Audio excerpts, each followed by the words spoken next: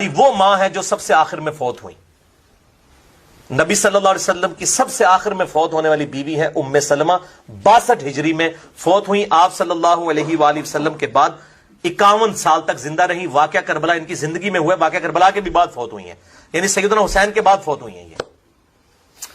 تو ام سلمہ, ان سے متعلق حدیث ہے المستدرک للحاکم میں انٹرنیشنل نمبر کے مطابق 4628, جسے امام حاکم نے بھی صحیح کہا, امام ذہبی نے بھی موافقت کی, کہ ابو ذر غفاری رضی اللہ تعالیٰ عنہ کا ایک غلام تھا, اس کا نام تھا ابو ثابت.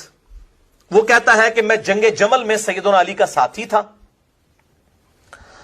اور جب میں لڑائی کے لیے میدان عمل میں اترا تو سامنے میں نے جب سیدہ عائشہ کو دیکھا تو میں گھبرا گیا کہ نبی کی بیوی ہے, پھر سیدنا علی اس طرف تھے, یہاں پہ بھی سیدنا علی ہے.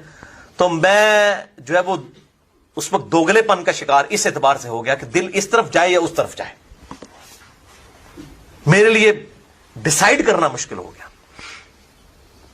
تو کہتے ہیں پھر میں نے نماز کا وقت آیا, اللہ کی طرف رجوع کیا, تو پھر ظہر کی نماز کے بعد اللہ نے میرا دل جو ہے نا اس طرف مضبوط کر دیا کہ علی ہی حق پر ہے. تو بہرحال ہم نے جنگ کی, ہم جیت گئے. اس کے بعد یہ پھر ام سلمہ کے پاس مدینہ شریف میں آئے. ام سلمہ کو آ کر سلام کیا اور اپنا تعارف کروایا کہ میں ابو ذر غفاری کا غلام ہوں. ابو ذر غفاری تو پھر مولا علی کے ساتھیوں میں سے تھے, شیعان علی میں سے تھے, یعنی وہ شیعہ پولیٹیکل ٹرم میں کہہ رہا ہوں, فرقوں والی ٹرم میں نہیں. آج ہم اہل سنت اپنے آپ کو شیعان علی سمجھتے ہیں, الحمدللہ ہم اہل سنت, وہ ناسبی والے اہل سنت نہیں. تو انہوں نے آ کے ام سلمہ کو کہا کہ میں ابو ذر غفاری کا غلام ہوں. تو ام سلمہ نے کہا میں تمہیں کھانا شانا بنا کے دیتی ہوں.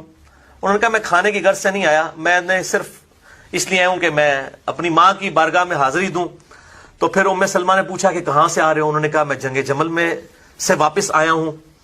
تو پوچھا کہ اچھا یہ بتاؤ, اب حضرت ام سلمہ ذرا سنیں, رازدار رسول ہیں وہ بھی صلی اللہ علیہ وسلم. ام سلمہ کہتی ہیں کہ اچھا جب لوگوں کی اپنی اپنی رائے تھی, کوئی علی کے ساتھ تھا, کوئی عائشہ کے ساتھ تھا, تو کس کے ساتھ تھا؟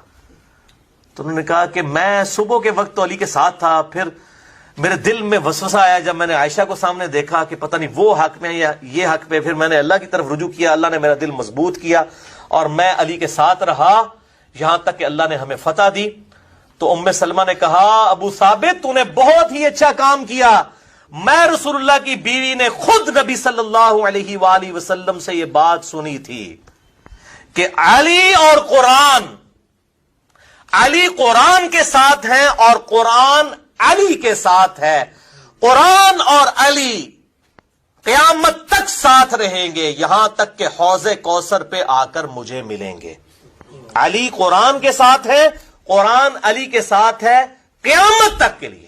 ایک کہتے ہیں جناب جنگاں ہو چکی ہیں, اے بھائی قیامت تک جنگ جمل صفین نہروان ڈسکس ہوئے گی بھائی, کیونکہ علی قرآن کے ساتھ ہے اور قرآن علی کے ساتھ ہے قیامت تک کے لیے, حتیٰ کہ حوض کوثر پہ ملیں گے. حوض کوثر پہ کیا ہوگا؟ حوض کوثر پہ کیا ہوگا؟ سحقن سحقن لمن غیر بعدی, سحقن سحقن لمن بدل بعدی.